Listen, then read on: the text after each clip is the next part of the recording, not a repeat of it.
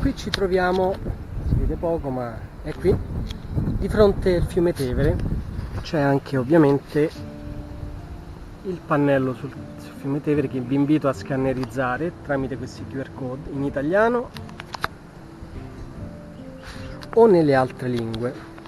Ora, il fiume Tevere era molto importante per gli antichi romani, è una storia antichissima. I latini lo chiamavano Tiberis, ma nel corso del tempo forse il nome più antico fu Rumon, da ruminante, perché erodeva molto spesso le anse e le coste.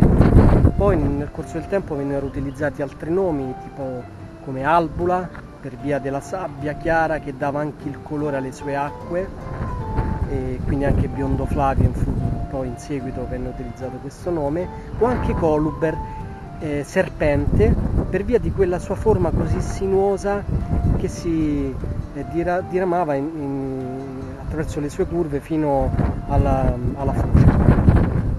Fu molto importante per i romani il fiume, infatti è lì che edificarono la città e addirittura trasformarono il fiume Tevere in una divinità chiamata Pater Tiberinus. Fu anche ovviamente uno snodo logistico importante, venne utilizzato fin dall'antichità come snodo commerciale, quindi venivano trasportate le merci sia da Portus, quindi tutto il carico di grano proveniente dal sud dell'impero, ma anche da Ocriculum, che era una città dell'Umbria da cui veniva l'olio. Ora andiamo su questa pedana perché andiamo a scoprire una stazione idrografica che viene utilizzata da decenni per misurare, la vedete da qui, per misurare il livello dell'acqua del fiume. E vi invito a non fare come faccio io e non venire qui perché è pericolante questo luogo, quindi non entrate.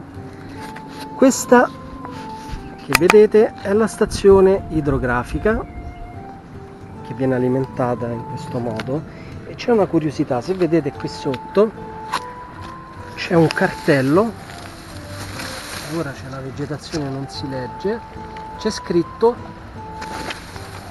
quello è il livello che indica la piena del dicembre del 1900, perché nel corso dei secoli ci furono varie piene del Tevere. Qui nel territorio ce ne furono meno grazie alle anse naturali, ma nella città ce ne furono parecchie, e quindi c'erano questi cartelli che indicavano il livello di piena. E qui vedete com'era alto. Se andiamo a vedere com'è in questo momento, era veramente molto alto. Come potete vedere, l'ambiente del fiume Tevere è estremamente naturale, è molto bello, ricco di biodiversità ed ospita quindi varietà di uccelli, di anatidi, mammiferi, anfibi, anche rettili, e quindi è un ambiente di straordinaria importanza non solo a livello storico ma anche a livello naturalistico.